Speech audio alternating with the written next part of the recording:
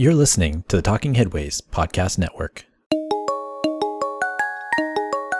This is Talking Headways, a weekly podcast about sustainable transportation and urban design. I'm Jeff Wood. This week we're joined by Jon Kramer, CEO of engineering and planning firm OHM Advisors. Jon chats about going from intern to CEO over a 30-year period, competing against large engineering firms, and the state of engineering education. Stay with us. Happy New Year. We're here in 2025, and I hope everyone has a great holiday season. I want to thank, as always, our super generous Patreon supporters, which have grown in numbers already in the new year. To join this merry band of advocates, bus drivers, and policy wonks, visit patreon.com/theoverheadwire. $2 a month will get you a handwritten note and an amazing train station stamp, and $10 a month will get you one of our bus-only scarves. If you wish to support the show in other ways, visit the show notes or theoverheadwire.com to find out how you can purchase scarves, get our Cars or Cholesterol merch, join our book club at bookshop.org/shop/theoverheadwire, or download our audiobook version of Raymond Unwin's Town Planning in Practice.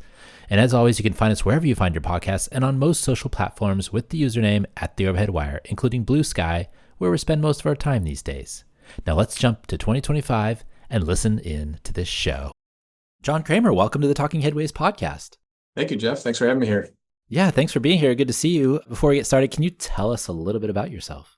Sure. Jon Kramer with OHM Advisors. For better or for worse, I'm a lifer at OHM. I started with the firm 31 years ago as an intern, and I've held 12 or 14 odd positions since 1993, everything from intern to currently CEO.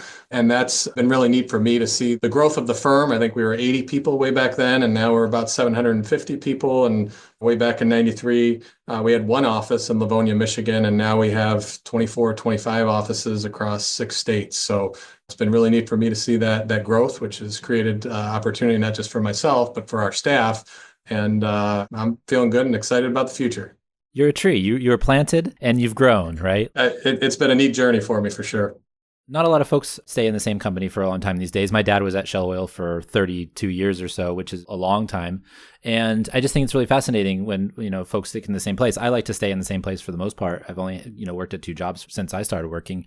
But I'm wondering if there's like a job or a position or something that kind of was in between being the intern and being the CEO.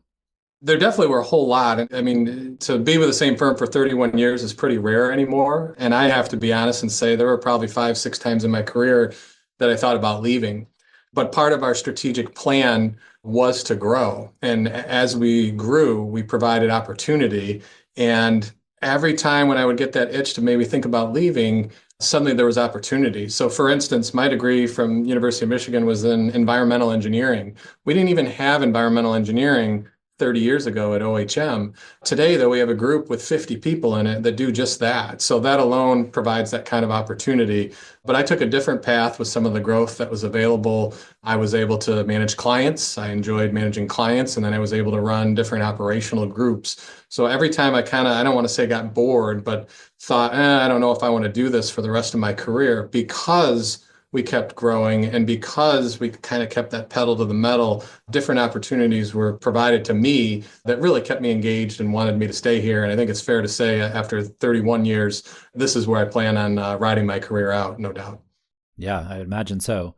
What does OHM do? So I think I mentioned to you that I hadn't heard of OHM before, and I'm in this space. I watch engineering firms and stuff from all over the country, but I hadn't heard of OHM. So I'm wondering what you all do, and the listeners probably have those questions as well. Sure. Well, there's 2 different ways I like to explain it. One is we are in the business of advancing communities. We put people first. We take care of our clients and the people they serve, and we keep the community at the center of everything we do. Now, that doesn't really tell you what kind of business we're in, but I just felt it important to mention that we are an engineering, architectural, and planning firm that advances communities by putting people first. We primarily service the public market. So 85% of our work is on the public sector. So by that, I mean state DOT organizations, Department of Transportation, water and sewer and roads, buildings, but they're all working for cities, township, villages, communities and public entities. We do like 15% private work, and that kind of works well for us because we can sharpen our teeth on our skill sets and gives us a little bit of variety and diversification. But primarily our clients are in the public sector. How did you get interested in engineering? What brought you to the University of Michigan in the first place? So, I mean, 31 years ago, right before actually Google was kind of being created at the University of Michigan, right about that time, I didn't even know what it was. I knew my senior year of high school, I was good at math, I was good at science. And so all the teachers and friends, they said, you got to go into engineering. I had no idea what that was. Probably my sophomore year at the University of Michigan, they started saying, here's what chemical engineering is, here's what nuclear engineering is, here's what civil, here's what mechanical. And the thing that resonated with me on the civil engineering was just seeing your projects really get built. So whether it was a building or a bridge or digging a hole underground and putting in infrastructure, it just resonated with me being able to be outside and see your work product, your design being implemented. And as we've expanded to our planning services and our architecture, it's kind of the same thing. On the planning services, if you want to change the downtown of Ann Arbor or Columbus or Nashville, you're going to have a big impact on how that community is going to change for the better. If you're designing the infrastructure, you're seeing the bridges and the walkways go up. And if you're on the architecture side, you're seeing those beautiful buildings or city halls or whatever they are spring up, and it's the fruits of your labor and your design that are being implemented. So that just was something very exciting to me above and beyond the math side of being good at numbers. I think that's one of the things that's frustrating to me about planning generally is that when you start something, it might take a while to see it finished, or at least the plan might be finished, but coming to fruition might be another thing. And so engineering to a certain extent, and some of these projects take quite a while to finish, but it seems more immediate in terms of like, okay, we're designing a bridge, we're building a bridge, and there's the bridge, right? For sure, you're right on with that. Although, as you just mentioned, on the planning side, some jobs, some downtown redevelopments, they're in the works for 10 years. And you're waiting for authorization or you're waiting for funding, and then you get the funding or the authorization. And if it's a larger design, I mean, it could be a 1 year, 3 year, 5 year design, and then you see it get built. So there's nothing better than being authorized and told go, and this is what we want. But sometimes you get into these design builds where you're kind of working on what it's going to look like as you're working on it. And there's a lot of different consultants involved. So we work on a lot of projects. Some of them are very small, sidewalk improvements in a city, and some of them could be $10 million, $50 million of infrastructure going in the ground. So we kind of work on everything in between as well. Do you have a project from your earlier career that you were really excited to see finish? I don't know if so much from my earlier career. It's a little dusty looking back so far, but one of the ones that our firm did most recently that I'm just really excited about was Roosevelt Park in the city of Detroit.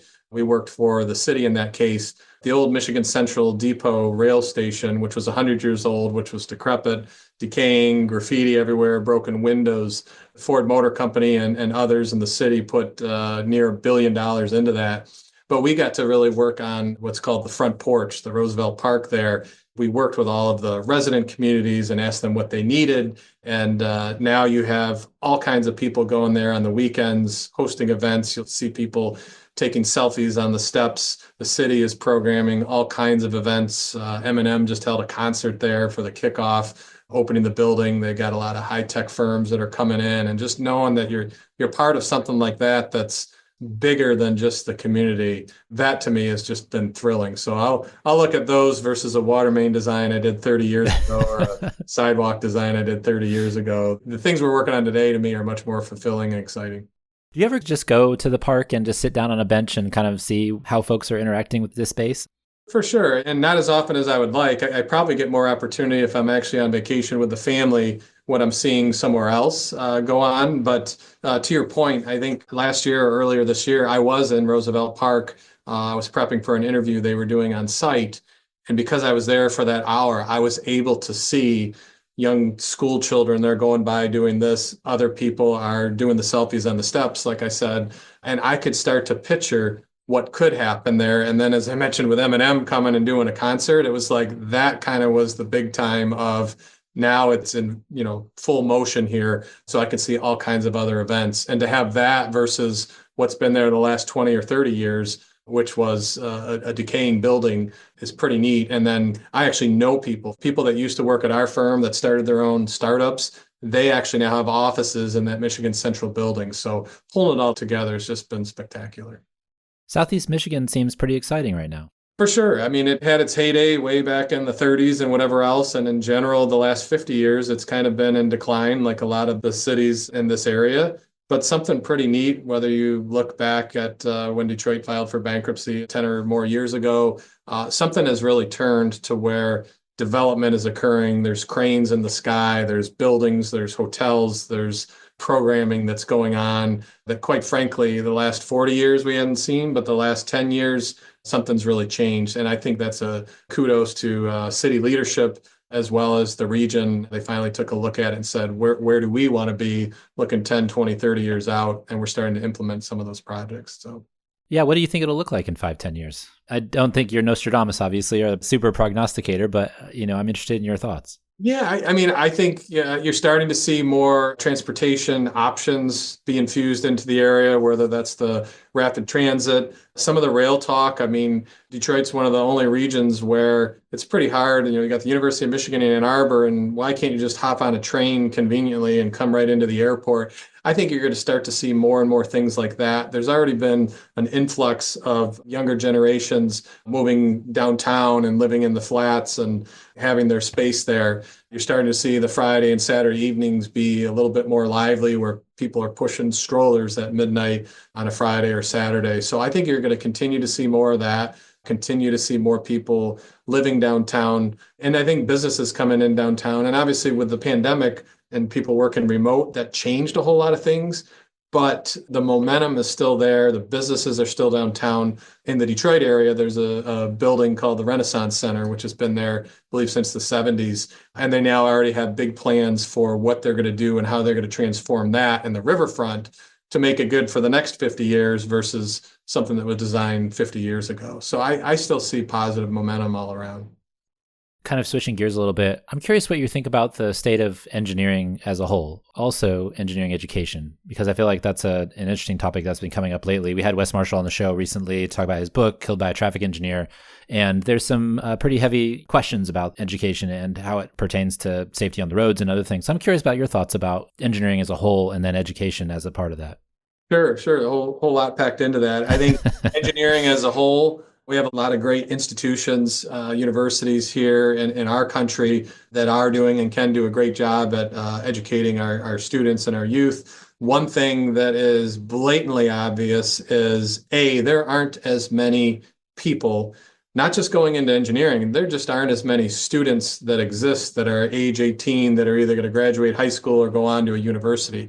That's a major thing that we're looking at as we move forward. So the opportunity is there for anyone that's in high school that's thinking of what they want to do. We need everybody. We need so many more. And this goes much more beyond, like I said, whether they have an interest in engineering, just our own birth rates in the country. We aren't producing as many, I'll call it 18-year-olds here. I think there's like 300,000 less every year than there were 10 years ago. That's not going to change anytime in the future. I think everyone used to have an average of 2.3 kids. That's now down to like 1.7 kids or something like that. The future as far as engineering, I mean, there's a lot of things out there, right? There's AI, which some people think of, well, that's just how you write a cool, funny speech, which is possibly true. But it's also how you can design things.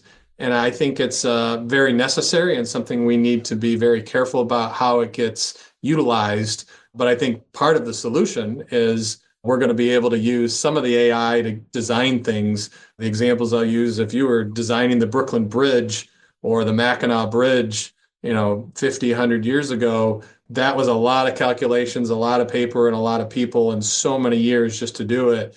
Today, you can do slices of that so much more quickly. Now, all that said, it still is going to take you 5 or 8 years to just design something of that magnitude. But we certainly don't have the people power to get that done. So we're going to have to rely on software. I do think that whether you're looking at the automotive side and the autonomous vehicles, I think that's going to continue moving ahead. But I think there's so much work evident that needs to be done. And you're seeing a little bit of a pullback or a plateau on that. But at the same token, I think all of that is going to be part of the future. And you want good minds thinking about where are we going? Where do we want to go? Do we have the people? Do we have the needs? But I'm confident that we do have the right universities and institutions in place to bridge us to the next generation of wherever our infrastructure goes. You mentioned artificial intelligence. We could also think about machine learning. I'm curious, you mentioned some of the benefits, which is the design and maybe making some of those harder things automated.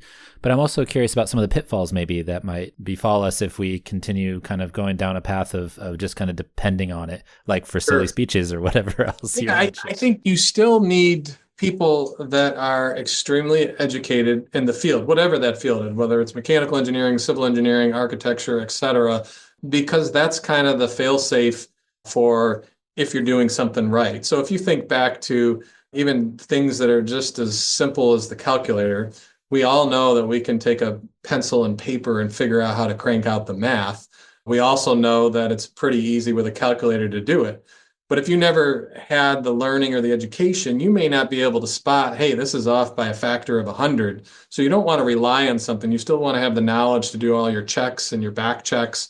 But I think what it can bring us is when we change our mind, which is nice. If someone were working on a design 50 years ago, you get so far into it, you can't change what that design was very easily without delaying the project a year. Today, you might be able to say, make the bridge longer, make it wider, make it out of steel, make it out of concrete, make all these changes, and you can instantly have your calculations updated. So to be able to have that kind of rapid thought process and change, I think is very beneficial to everyone because no one wants to redo a calculation that takes a year to do it. If you can do that in 10 minutes, that's great. But you still need to know, was it right? Is it right? Does it look right? How do I check it? And you're going to still need that same education. It's just, I think we're going to be looking at how can AI aid us in the design process. And it's already part of the training for sure. I think even if you're in junior high today or elementary school, they're using forms of AI. And we certainly use it when we map how to go somewhere. That's another form of AI. So What's something you look for in students when you're looking for folks to hire kind of at the entry level or even higher when you go into schools and recruiting and things like that? it's a lot more than just are they an A student, are they a B student? I think we would take all of those, right? But it's more how innovative are they? What is their thought process? What's their initiative? And it's again more than just how they handle themselves in an interview, although depending on the position, maybe that's important. But you're looking for were they able to achieve A, B, and C while in school? And then where does their passion lie? Which you can't always get that, but you might be able to get that out of a live interview. I'm certainly a big fan of live interviews. I think we all know back to AI, you can probably produce a resume that is just top notch using AI to make yourself sound like the greatest person on earth. But if you actually have to sit in front of someone and talk face to face, answer questions, I think that gives a little bit more of who you are and what you may be able to do. So we're looking at a whole lot of things, but it's a lot more than just the GPA. It's the initiative. What were they involved in? What are their thoughts? What do they see? Where do they think they can take us? All of those things. One of the things that I would think about when I was working for my old firm, when I did a lot of GIS work, I was always trying to get interns that could help me make maps. And one of the things that was really hard was to teach inquisitiveness and wanting to go into the data and kind of try to find something that was there, maybe that they didn't see initially. And so we had several interns that came through and they did the work and it was okay, but they weren't really like going in and looking for different things, or they weren't like trying to innovate, or they weren't trying to kind of pull something out of the data that was there. And so that was something that was frustrating to me as somebody who does do that, who wants to go in deep and kind of look for things and maybe tinker a little bit. And so I'm wondering how you feel about that specifically and how like you can actually teach people to do that, because I found I had interns that were great and that I could like connect with, and we had the same ideas about, innovation and thinking about new ways to look into the data. But then there were others that was like a little bit harder to pull it out of. And I think that maybe they just felt like it was a job, or maybe they just didn't feel as passionate about it as we did. Yeah, I think just continuing to ask them, whoever them are, the interns, the grad engineers, architects, Mm-hmm. planners, what they see, what they think, what we are missing. So you mentioned GIS, and certainly GIS has been around well more than 30 years. It was pretty big when I was hired over 30 years ago. But I remember something as simple as we had a job and there was a bike path that was not accessible by car. And I may not have been an intern, but I was probably 2 years at the firm. And they just needed simple photographs to log the condition of that bike path. And they were like, yeah, it'll probably take you this long, but it's 6 miles long and all this other stuff. And I'm like, well, why don't I ride a bike? And they were looking at me like, well, what are you talking about? I'm like, well, I got a mountain bike. I can put a helmet on. You're asking me to use, and this might have been before digital cameras even, or certainly before phone cameras. But it was like the idea that I had, which was I can ride a bike on this path and take a photo of every pothole or whatever it is they needed. Today, you'd be logging that using GIS data, which we have on bicycles. I think we have it on canoes and kayaks. We have it on all kinds of things. But just the simplest thoughts of someone in the office today might be thinking, this is how we do it. Someone that's a little younger or someone that is just flat right out innovative is going to say, well, why would you waste all the time doing that when you could do it this way?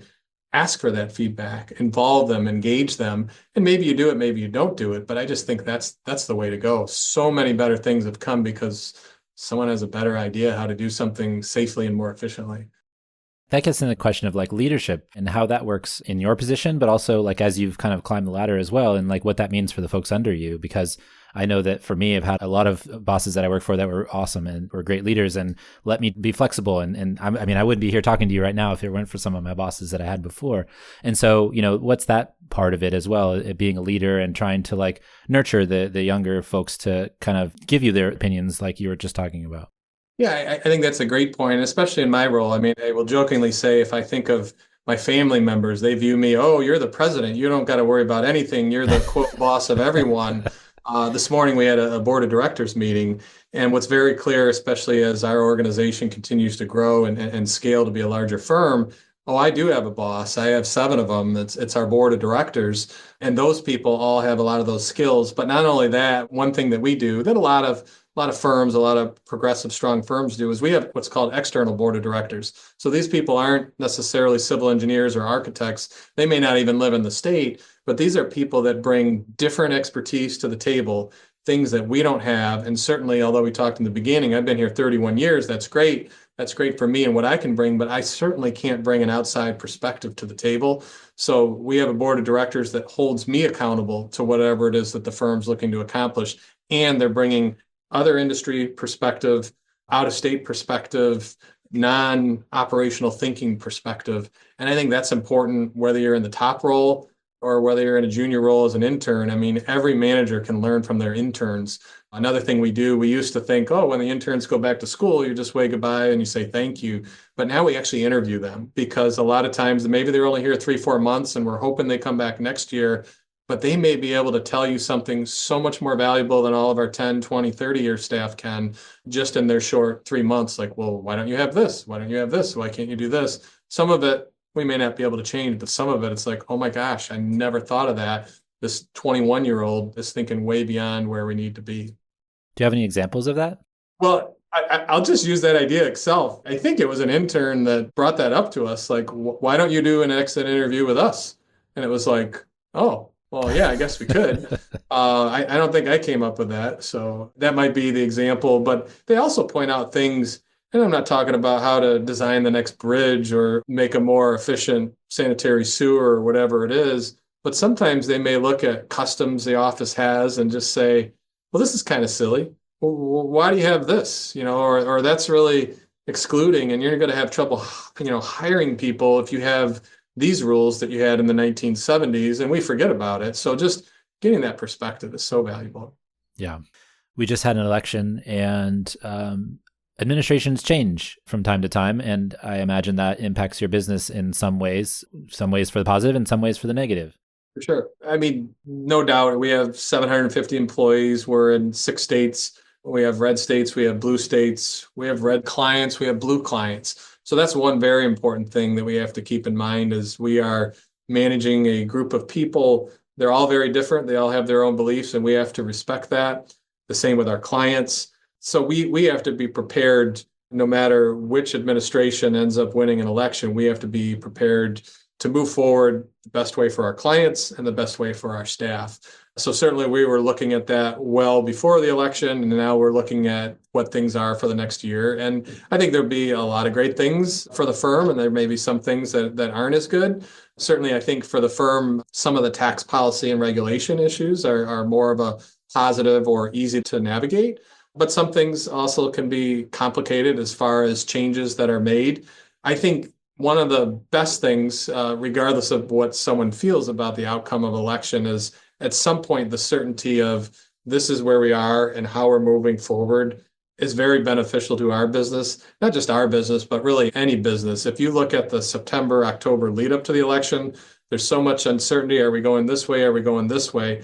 Regardless of what happens, now we know where we're going, and now we can kind of plan for the next 4 years of what we think it is that we need to do best so that we can advance communities and so that we can provide a wonderful place for our staff to work. What's something that surprised you over the last 30 years? I honestly didn't think that we would ever grow to be this big. I mean, I mentioned we were one office and now we're 24, 25 offices. I thought we might grow, but I never saw it being that big. And the same thing with the growth of the staff. I never saw that happening. Also, there were so many places I would go where I'm like, oh, we'll never work for a client like this or a city this big. And to see us continuing to do that, to me, it's just been so fulfilling to be in markets that we never were in, markets we never thought we were in. And quite frankly, we compete all the time against some of the largest 10 firms in the world, multi-billion dollar firms. And sometimes we beat them head to head. Other times we team with them, and other times they beat us outright. But 30 years ago, that wasn't a thing. You weren't competing against them. You weren't competing against them for staff. They were just stealing our staff. Today, we're able to hold our own, and we've been growing, and it's been a pretty exciting place to be. How hard is it to compete against those 10 firms, the kind of behemoths that have bought each other over and over again? It's very, very hard for sure. I mean, they definitely have deeper pockets. There's no way around that. And they have, quite frankly, some of the cooler projects, and whether it's international work or whether it's just multi-billion dollar project work. So for instance, in our local backyard, the Gordie Howe Bridge, this is an international bridge that connects Detroit, Michigan to Canada. And I don't remember the exact price of the job, but it's something like $5 billion. There's no way a small firm or a firm of our size can land that job on their own. It's going to be one of these top 10 firms. But we're able to be a part of that. So in that case, we're a sub to them, and we may just have a little piece of it where we're able to compete. But we're also able to offer things that they can't, whether that's just being more nimble or whether that's being our self-defined culture. We had our annual award ceremony recognition for all of our staff across 25 offices this morning. And there's no doubt in my mind that we're able to do that in a way and really recognize people, heartfelt emotions in a way that a 10,000 person firm can't. This might be a tough question. Do you think we should even have those big firms? Do you think the consolidation of all the firms, Parsons, Brinkerhoff getting bought by another firm or whoever else? I'm trying to think of old firms that have disappeared. If I look at an old business card, I'm like, well, can throw that out because that firm doesn't exist anymore. Yeah. Is it good or bad? Like, is it good to have those big behemoths? I take a neutral position on that, and not to run away from it, but just quite frankly, I've always viewed it was easy for me when we were really small to just complain, oh, they're bigger, oh, they have more money. But I always like to think of, well, what am I going to do about that? And somehow we got bigger, somehow we got more money, somehow we're able to compete better. And given they may have deeper pockets, but they're also not going to significantly overpay their staff.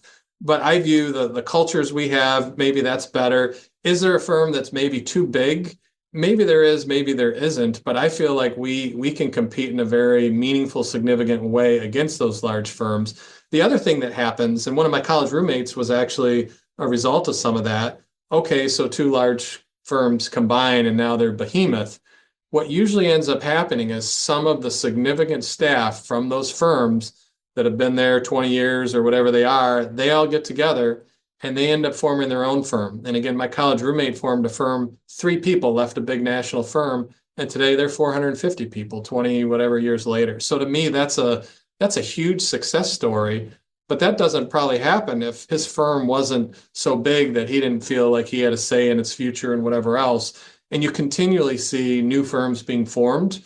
And some of the consolidation, actually, there are some benefits. I'm not going to say again that you can't reach a certain size, but sometimes clients have needs that are much quicker. And if you don't have the resources, how do you get it done if you don't have enough people or you don't have enough people across multiple states in order to pull from to do it? It can be a lot harder if a community in one state has a very big job while there's not enough firms in that state that are big enough to handle it. they're kind of out of luck. And so there's a place for them. And again, I think some of that international work as well, they can bring, well, here's what they're doing over in the Middle East or in the UK.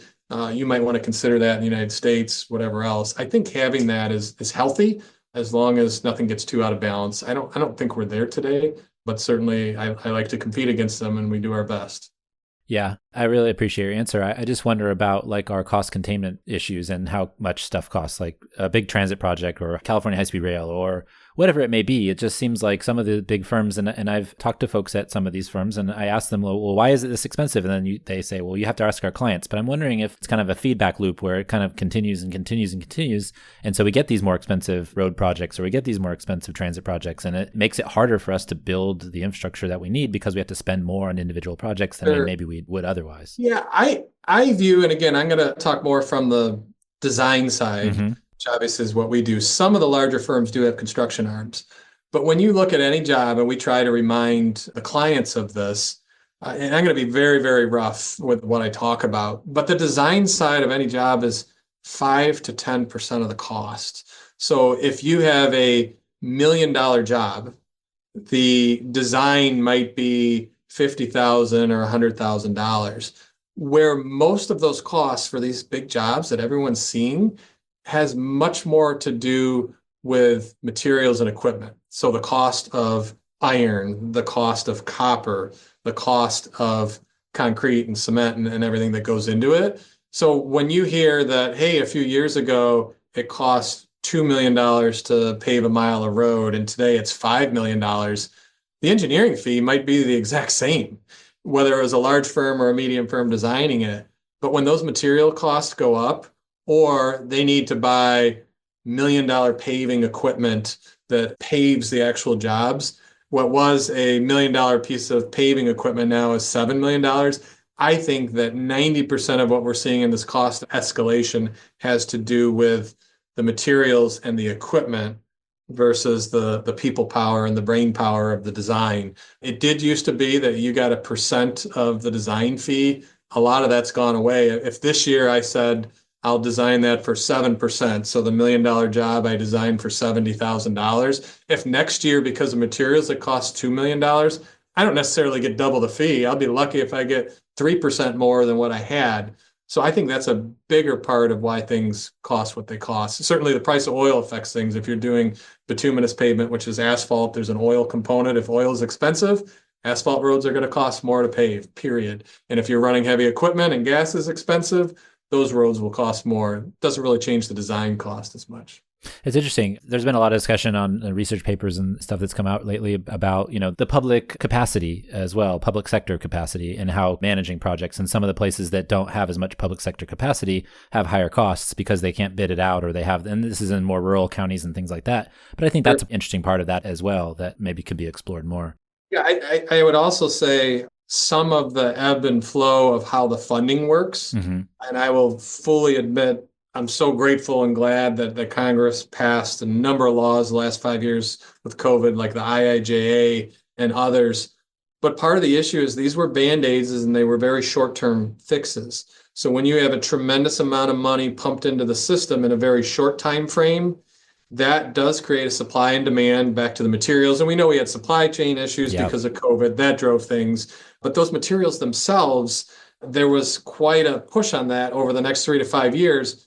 But I would much rather see less funding be put in place on an annual basis, but a 10 to 20-year program so that everyone can plan from it. There's not as high of a demand on the contractors and the equipment or the engineers or the architects or whatever else. If we can take a longer view, then we're not going to cause our own price inflation.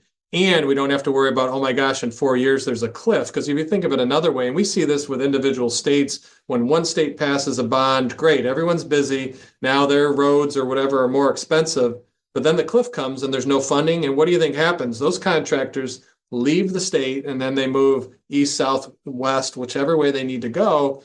And now that state that had spent a lot of money, they don't have the ability to do anything because the contractors and the designers have left the state and some other states getting it. So consistency, stability, and predictable funding sources. And this is where I talked about the international community. I think that we can take a page. There are some other countries that, we're looking at 4-year election cycles and what we're going to do, and Congress passes 4-year, sometimes 6-year bills. Why aren't we looking at a 20-year or a 50-year? Where does the United States want to be 50 years from now? Then let's take an approach to our infrastructure like that. Now, I think that's a very tall order, but if we want to do it right, that's a better way to look at it. And that would smooth out a lot of those bumps and inflation, et cetera. Yeah, the politics of it is really tough because if you have like a mayoral election every 3 or 2 years or something like that, or you have, Congress critters are elected every 2 years, and then you have, the senators are the longest ones basically. And so it's interesting to think about it that way because you have these long-term projects. I mean, look at what China has done with high-speed rail since they started building in like the 2000s, basically 18,000 miles or something along those lines. Don't quote me on that number, but it's insane, but it's also a long-term project. And so it feels like you're correct in the sense that it would be nice to have those longer-term plans. And as long as, they had kind of the mix of projects, I think everybody could agree on. I think the United States, if you go back to the 50s and President Eisenhower, and we all talk about the Eisenhower interstate system, that's the last time we really took that kind of a look at the long term. For those people that weren't around in the 1950s, but you can drive I-10, 20, 30, 40, or I-5, 15, I-75. This whole interstate system was because we had a plan. Now, it may have come out of defense-oriented issues, but the reality is what a wonderful system we have in place where anyone at any time, and especially now with Google Maps, you can drive anywhere in the country within 24 to 48 hours on a wonderful system, all because of what was started to be put in place back in the 50s. Yeah. Well, last question. What are you excited about? I am very excited about the future for our firm. We've been successful and we've grown, but we're really starting to see the fruits of our labor pay off. I talked about how I stayed around with the firm because of the opportunity that we kept creating at the firm, but I'm starting to see that for other people in the firm. And some of it can be as simple as we have people and they have families and their family decides they got to move.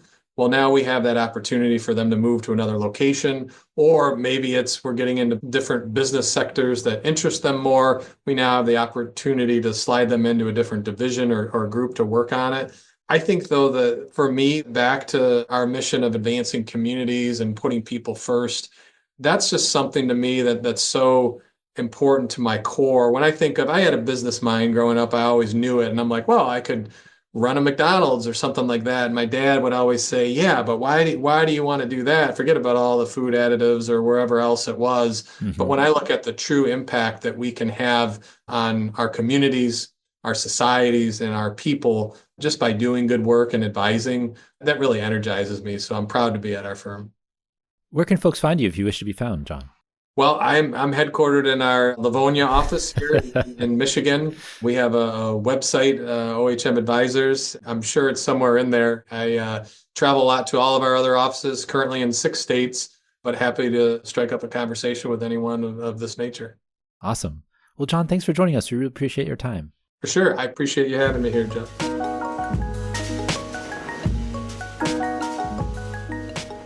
Thanks for joining us. The Talking Headways podcast is a project of The Overhead Wire and appears first at StreetsBlog USA. Thanks to our generous Patreon supporters for supporting this show and Mondays at The Overhead Wire. You can support the show by going to patreon.com/TheOverheadWire. Sign up for our 18-year-old daily newsletter by visiting TheOverheadWire.com or check the show notes for other cool merch and opportunities to connect. Follow along using your podcatcher of choice, but if you can't find it there, you can always find the show at its original home, usa.streetsblog.org. We'll see you next time at Talking Headways.